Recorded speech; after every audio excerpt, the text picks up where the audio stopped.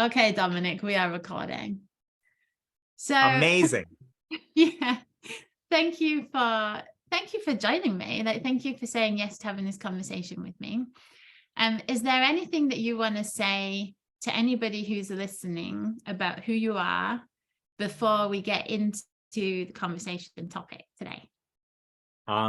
Sure. I'm so Dominic Scafidi. I'm an executive coach. I've been self-employed as a coach for about 15 years, and I had a 20-year corporate career before that. I'm a master certified coach through the ICF, and mostly what I do is I work with leaders. Three things. I work with leaders. I'm also trained as a team coach, so I can coach teams. And then the third thing I do is I train leaders and people managers to be great coaches rather than good bosses. So those are sort of the three areas of work that I do. I'm also passionate, very grounded in the teachings of Sydney Banks and the three principles, and also the teachings of Abraham Hicks, specifically about the law of attraction. And so my coaching is quite grounded in those areas as well. And I'm married with a couple of kids that are like 25 and 21. That's it. Yes. I'm married with 2 kids. Yes. Thank you, Dominic. There's something that excites me even about that introduction, because what you shared about being versed in the law of attraction, three principles, those kind of modalities, if you like. I'm going to use that word. I don't really mean it. Yeah. But, and then combined with this like executive coaching label, when I started out, those two things seemed like they didn't lend well together. And I remember a lot of thinking about, gosh, if I want to work with executives or in the corporate world or with teams and organizations, I cannot be going around talking about this like woo woo la la land. So I know I had a lot of judgment on that, not from like a bad place, but just a curious of how do these two worlds mix. Yeah. I love that you've shared that in your introduction. Yeah, I think the part that I rely on is the distinction of coaching and what coaching is. I'm a professional coach, and so that's all you have to do. You're a professional coach. That means something, right? And then the grounding that you have is going to influence that. And it will make you unique, but you will be a professional coach. So that part of it is going to be the case. And so it would be like I'm Catholic and a lawyer. I'm Tom Cruise is a Scientologist and an actor, right? So yes. Yeah, it's a great distinction to make as well, to just get that clarity around, because I use the word modality, and even as it was coming out of my mouth, it's like it's not that, it's like different to that. So yes, it's a grounding at your yes, in understanding, and your label, if we want to give one, is a professional coach. So right, basically created. Yeah. All of that grounding is kind of allowed to emerge in that space. Yes, and it is coloring and influencing the way of coaching. It makes available what I see and what I don't see as I'm coaching, right? So what's the difference between a professional coach who is not grounded in three principles or anything else, right? We will see different things. We will interact with the client in a very different way. And I wasn't always grounded or have that own understanding around some of these things. And so how was I coaching then? Very differently. I didn't have a choice. If they told me there was a problem, I believe them. Yeah. And that leads us really nicely into the conversation, because I was sharing with you off camera about my experience being with Steve Hardison, and he wasn't specifically saying to me, having a conversation around money or money, you know, the abundance and all of that. But I was really getting a sense of his understanding that money is effortless to come by, that there is an abundance of it. And he just operates from that understanding. And when I was sitting there and thinking, I want to dive into this topic with the coaches in the school, for myself as well, I always believe that there's more to see, more to learn.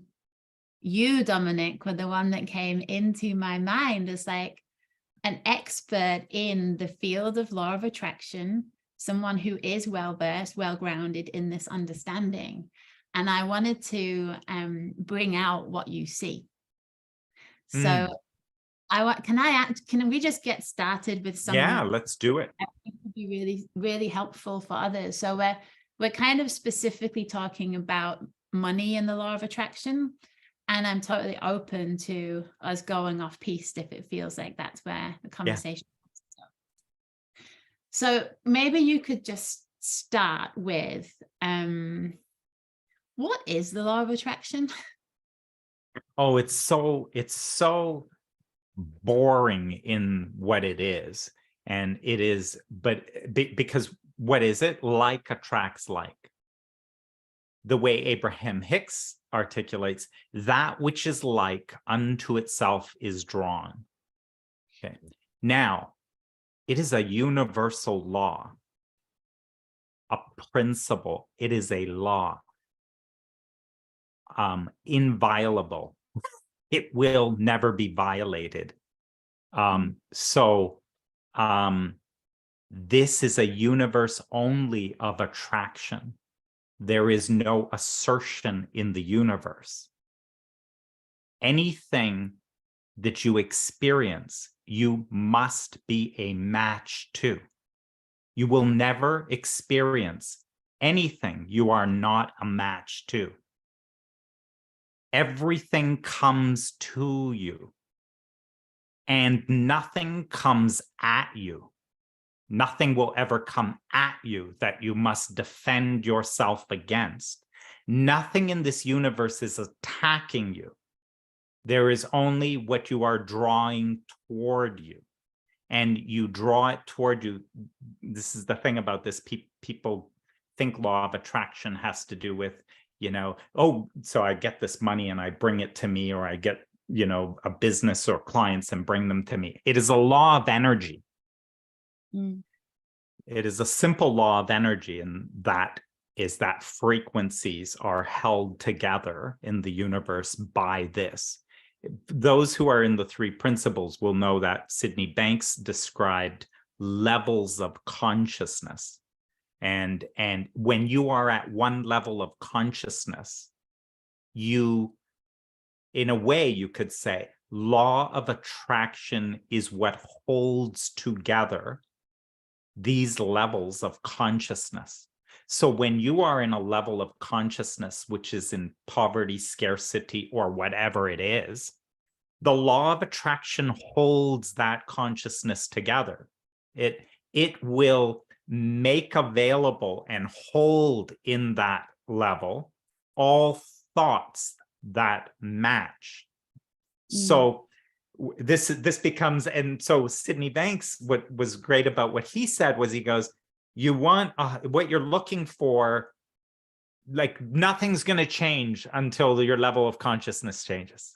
And he's absolutely right, because there's not available anything new until the level of consciousness changes, in which case then you're on a different channel, and on a different channel there are different thoughts that are held together by law of attraction. And so this is kind of how some of this all connects. So my next obvious question then, Dominic, if if like attracts like, and we're at a lower level of consciousness is the, let's call it the poverty consciousness, and a higher level of consciousness is something other than that, the abundant level of consciousness, let's just call that. My next obvious question is, how do we access a higher level of consciousness and The reason why I asked that, one, it's just an obvious question to ask.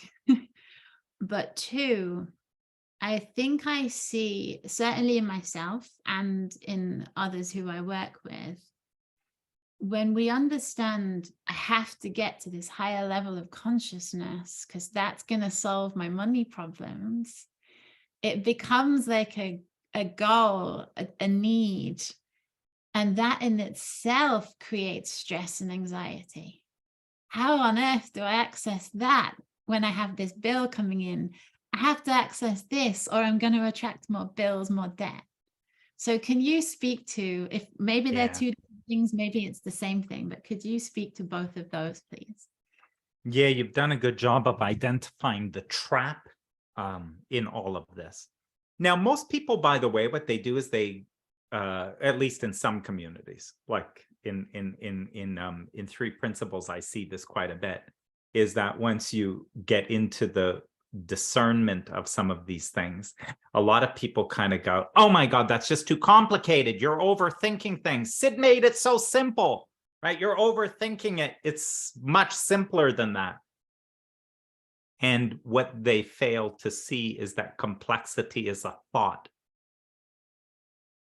It's complex.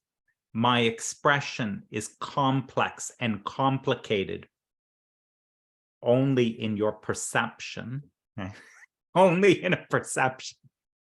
Let me tell you that what Sid Banks said, it's simple. He could express simple in lecture after lecture after lecture, in book after book after book. And those who do not see the simplicity in it, who perceive it differently, would say it's too complicated. So first off is this is simple, right? But the part that's complex are these nuances. And a little bit, all of this can be nonsense unless you kind of are really grounded in what's really here. This is really about who are you really, your true nature and the nature of reality. And from an understanding of who you really are, some of the rest of this will make sense. But when you don't know who you really are, then what you're operating from is who you think you are. And who you think you are will operate in a lot of nonsense rather than in reality. So a lot of this is really understanding who you are, and who you are. What's really important about who you are is you are energy. And that is why this becomes relevant to you. That is who you really are is not this physical thing. And you say, well, I don't know, it really is. I can feel it. Well, yes. Yes. And so, yeah, there is this physical thing here, but then you also notice that you're breathing. You notice that you're breathing, like something is breathing you. If you were to cut your finger, you would find it would heal. It would heal itself. There's something there. And whatever is there is an energy. And that energy is highly intelligent. That energy, because it can heal a cut. When you eat something, it digests and moves nutrients everywhere in your body. So who are you? Are you this physical thing? But what is that, right? That is you. It is so intimately you, you overlook it. So intimately you could never separate yourself from who you really are, right? Because that is what animates and brings you to life. And what that is not visible. And what that is an energy. And it's what Sydney Banks described as a formless energy. That energy, if we say that, is now, how is that even separate from any other energy? Because how is any energy even separate from other energy? Do you contain one that's separate from anything else? So we can really start to see, like, once you get into what an energy is, now it is all of it. Why this even relates to our conversation is that what we're talking about is abundance. And when you know who you are, your true nature is abundance. Your true nature is abundant. So the word Sid used is, he said, there is this energy of all things, and some would call it God, but there is a formless energy of all things. And who you are is a microscopic aspect of that energy. Abraham Hicks says it as, who you are is pure source energy consciousness. Pure source energy consciousness, and a part of you has focused into this physical body. So that truth of you focused here, and it's the smallest part of you. Abraham says a part of you has focused into this physical body, while the greater part of you remains non-physically focused. So if you ask want to talk about abundance, abundance is not a big enough word to describe what we're talking about. That word is not big enough, because I've used the language of overflowing abundance is what we're talking about. When you really come to understand who you are, abundance isn't big enough to even say what it is. It is an overflowing abundance is what it is. That is the truth of you. You are not separate from anything. You are not separate from the energy of all things. And so really what you are is just one big limitation. That's all it is. And it's not meant as a criticism. It's essential. You take the energy of all things, the abundance that is your true nature, and you can know this abundance that is you. You can know it. I know it. I know my true nature. I know all that. But would you like to experience it? That's a different question, because to know who you are sits, you know who you are as the truth of who you are. But would you like to experience it?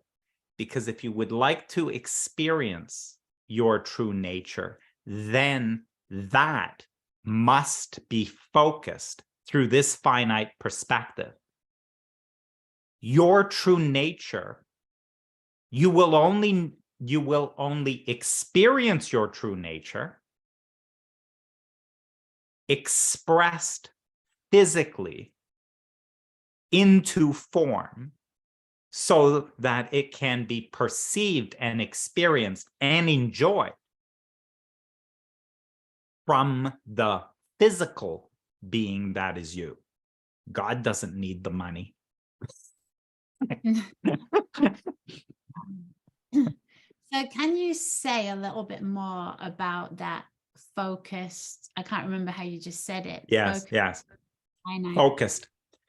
Yeah. Yeah, focused. And people get wrapped up in, oh, good, he's now giving us the thing to do. Practical thing to do. So we can Yeah. Yes. And Yeah. all that focus is, again, from your true nature, right? Which we describe as this energy.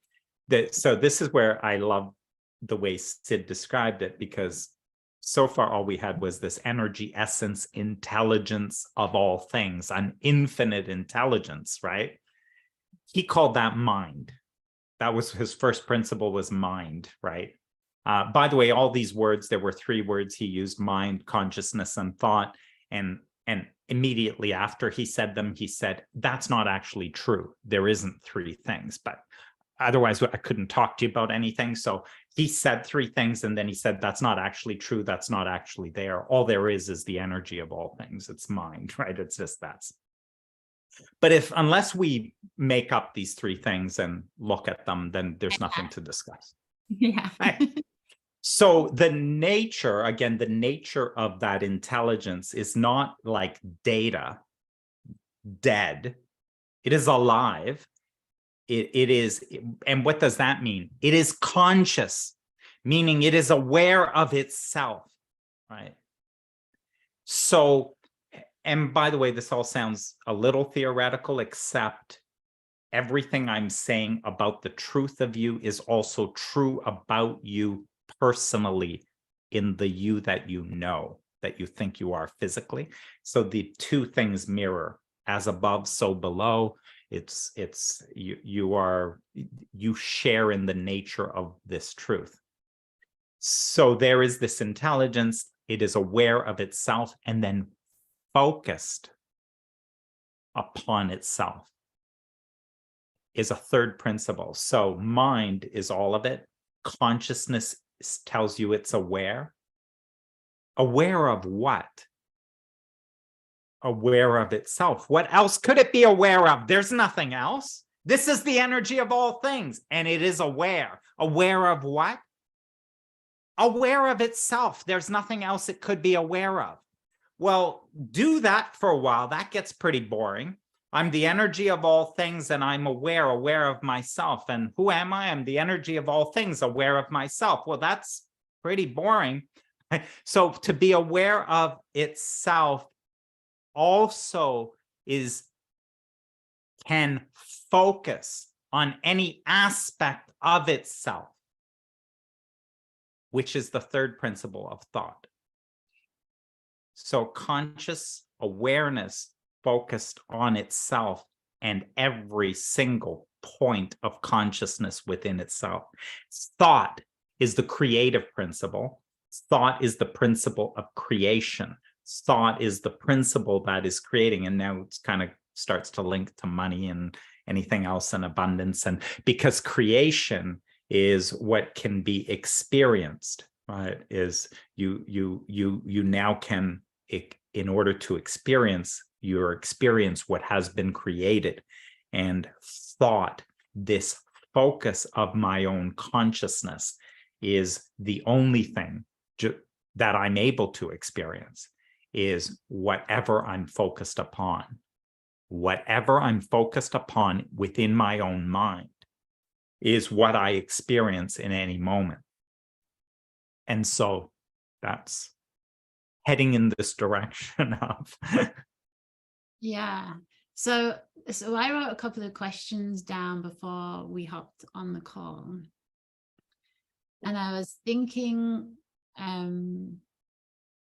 one, about what are the questions I still have around this topic, but also what shows up for other people, and specifically like the resistance. Because, you know, a big question is, how the hell do we get out of our own way? So we're at the poverty thinking, we want to access the higher consciousness. We're aware that we're energy. We're aware that we're aware. And we're aware that we're experiencing thought. And our thinking is anxious. Our thinking is focused on the debt, or the not enoughness, or the it's difficult to make money, and all of the evidence that comes to reinforce that thinking. And we also hear what I believe is a misunderstanding, and you can correct me if I'm wrong, of it's as simple as thinking I'm a millionaire and then I become a millionaire.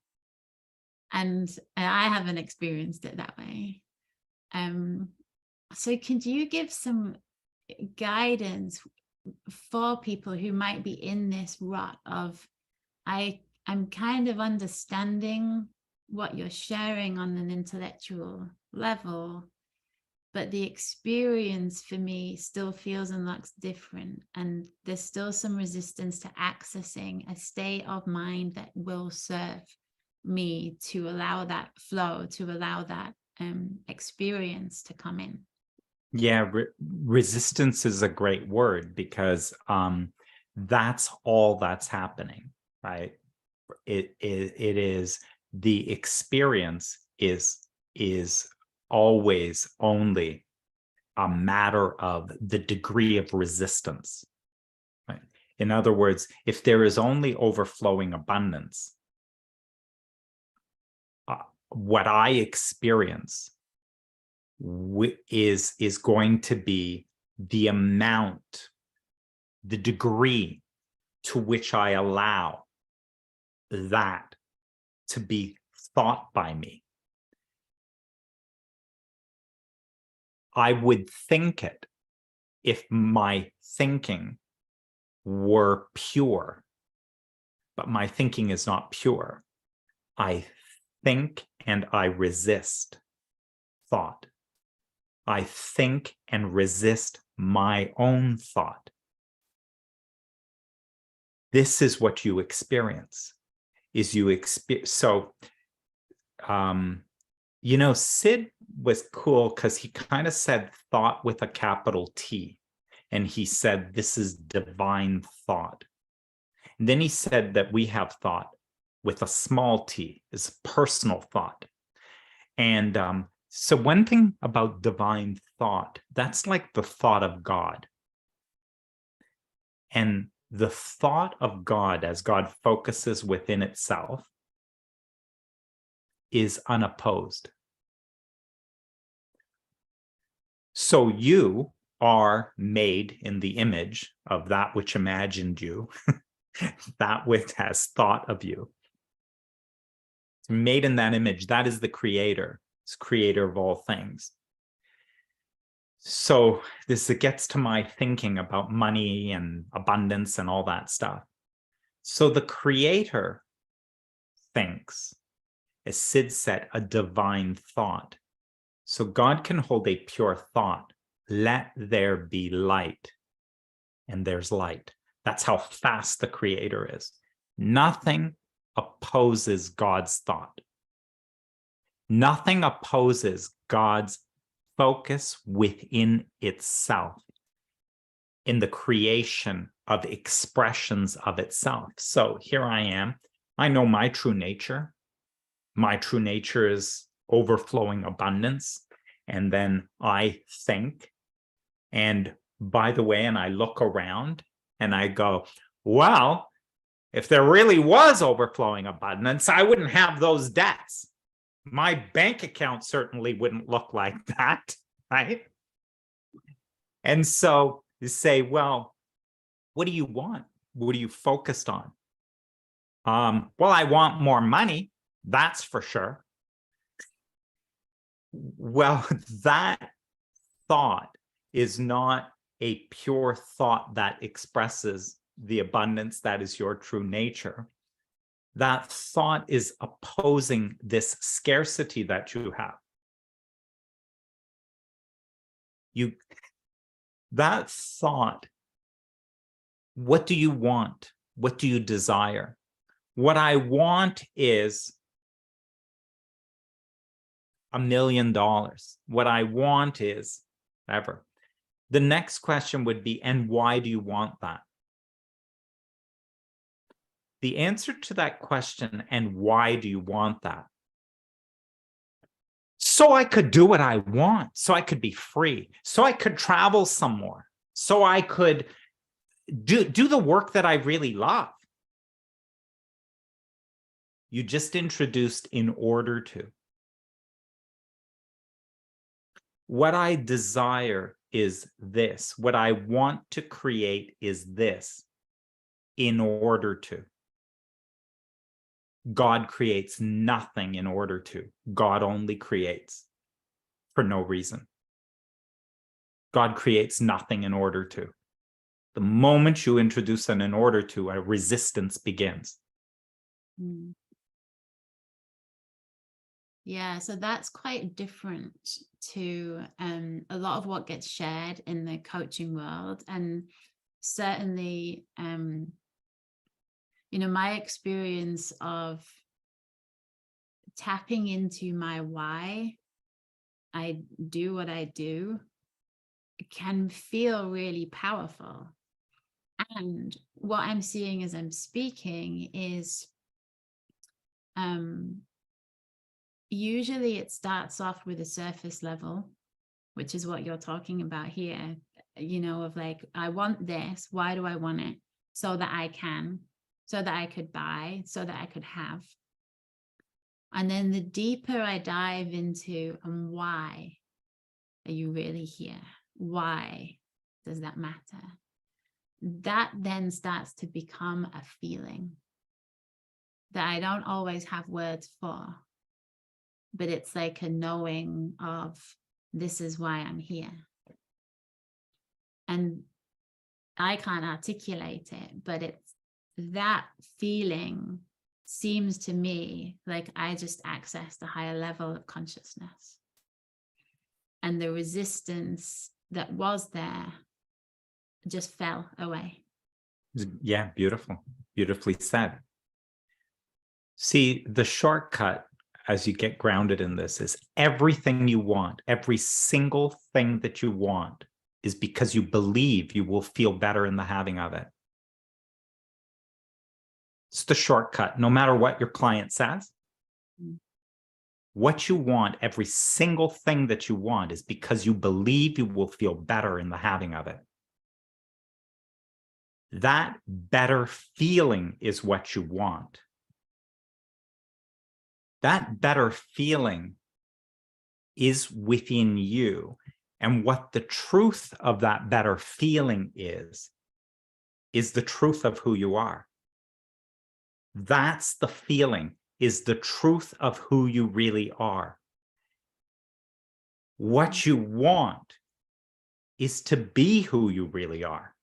This is where Steve Hardison has done a great job of really getting this conversation about being in the world, because what you want is to be. What you really want, the source of all of this activity, is to be. To be what? To be me. It's to be who I really am. It's the bottom line to every single desire you have. So I want to make sure that we're not demonizing wants, because again, it's like I'm popping different hats on here, and I'm being a beginner and listening to this conversation and feeling into like, what's the resistance that I would have as I was listening, or what would I be hearing that I would then potentially be misunderstanding and creating more resistance. So I might hear this as like, it's wrong to have a personal want. Gosh, when I set my goals, I really do go, right, I want to create 6 figures this year because I want to be able to have financial security, or I want to be able to put my child through private education.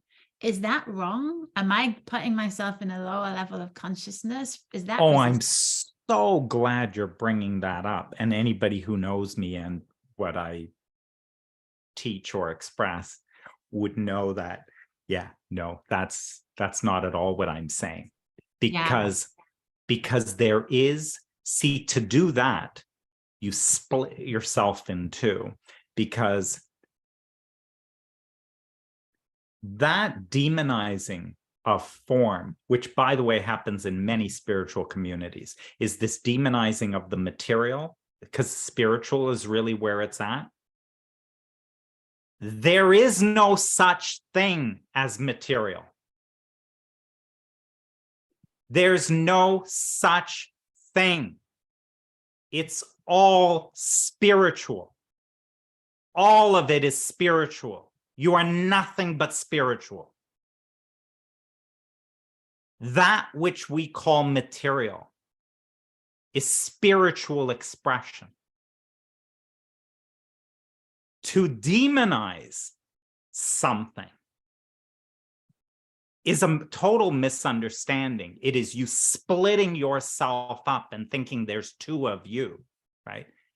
That expression into physical is spiritual expression. There's no such thing as separate material anything. And so that's a total misunderstanding. And from that misunderstanding, you create this sort of inside yourself, that sort of debating. Yeah, if I was really a good person and really spiritual person, I would stop going after all of this stuff. Well, let's see. As you become, as you be all that you are, is that something that will sit in your own mind, invisible to anybody? If you were being all that you are, or 6 months from now, you are being more of who you really are, is that like, we're going to have to take your word for it? Mm. Or if that's true, that you have come to realize more of who you are, it must express itself or it's bullshit. Mm. It must express itself. Your being, the state of being, God's infinite being, isn't silent. It is visible. It is all around us. Everything material is an expression of that being state. Do you think there's any place where God is not? Well, it is everywhere. It is everywhere, but not in the banks where the money is. God's not there. There's no God over there, right? It's not like, that's the kind of silliness about that, right? That is an expression. Everything is an expression. You will never find anything that is not an expression. And so part of the issue is in the demonizing of something like that, we are actually resisting and against. We think we're against something material, but we're against an aspect of ourselves. We're using our thought to oppose our true nature. We're using our thought in opposition to the energy of all things. So, not a good idea. That's the resistance that's created. Yeah. I had another question that popped in and popped back out again. I'm just gonna, yeah. There was something around the being and doing distinctions. I love what you're sharing here, because I like exploring the myths, so that, you know, we have a space where we can look at the myths and course correct for people. So there's an idea that being is just being, and that's it. It's just, I'm just being, and they resist the doing. And I think what you're sharing is allow the being to express in the world, and that will manifest in form. It must. Action, in, you know, in our behaviors. It's not being is doing nothing. So I just want to bring that. It must. And yeah, yeah. Money and, you know, business owners, we work with a lot of coaches, you work with a lot of executives, but organization, it's like, there is a doing in this. Well, there is, and it's effortless. There is, and it's effortless. So, because your state of being is always expressing itself. Your state of being is always being expressed through you. It is being expressed through your words and through everything you are doing. You are expressing your state of being, and you're not working at that. It's just happening, right? This is why it's effortless. The doing is effortless, right? And everything you do in the world of form has a result. Right? So you are in a state of being that is expressing itself effortlessly, and you have what you have. There is the form of that entire thing. That is only one thing, right? So you've got it's almost like the back of the coin, the front of the coin. What is manifest is the expression of what's at its source, and you're the same way, right? So if we say, well, you shift your state of being to one of abundance,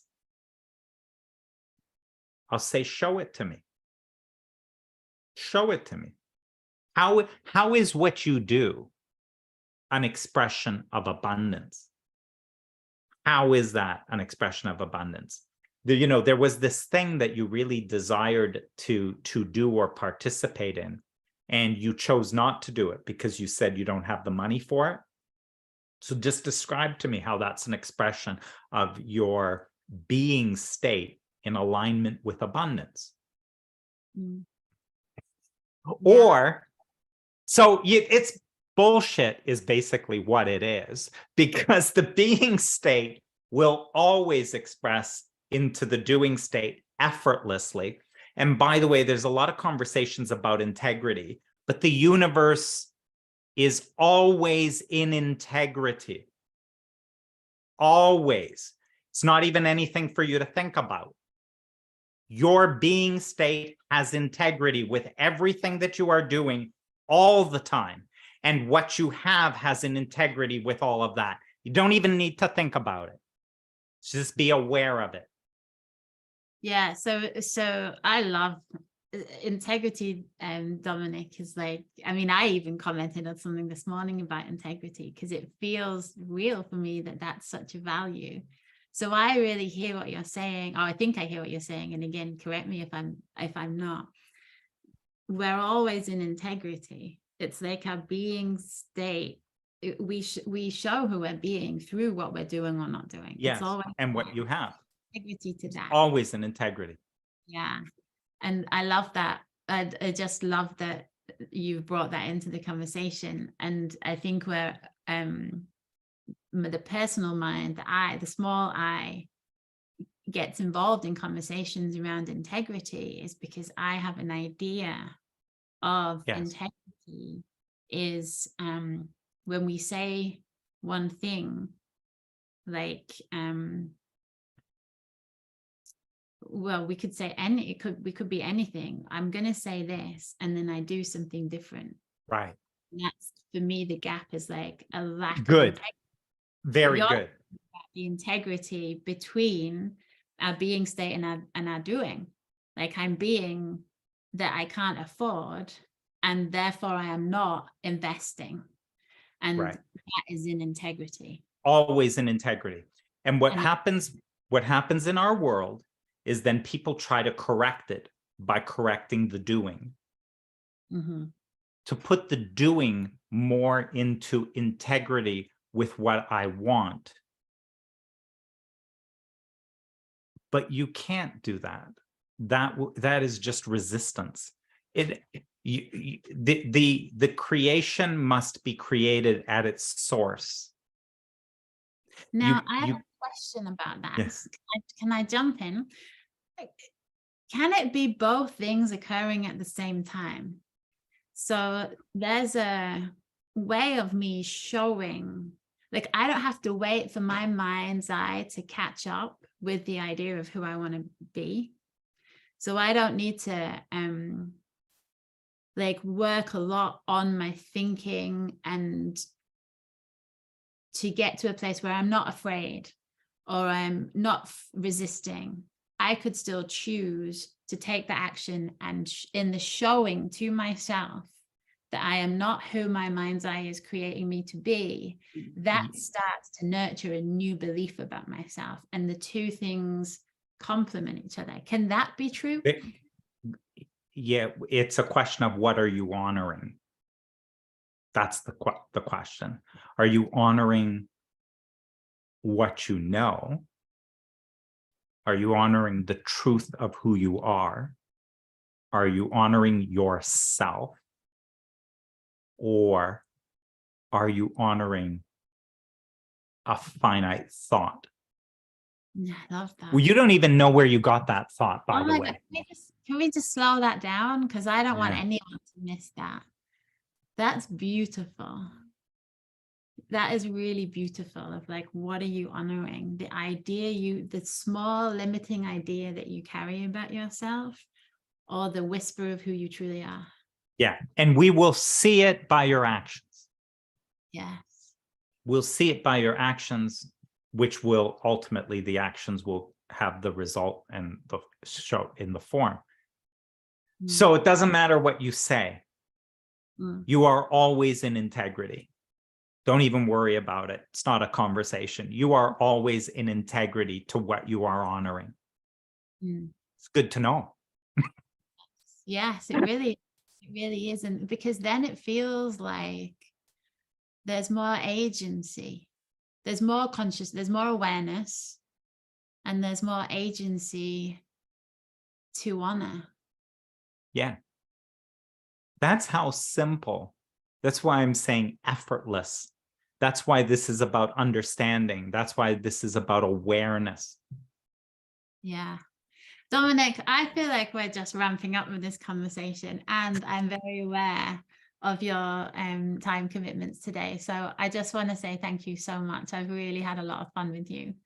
So and did I. I'm gonna share this with my communities, and I would love for you to share it with your communities. I think it's really going to serve. So yeah, thank you so much. I appreciate you. Thank you. All right. Thanks, Lisa.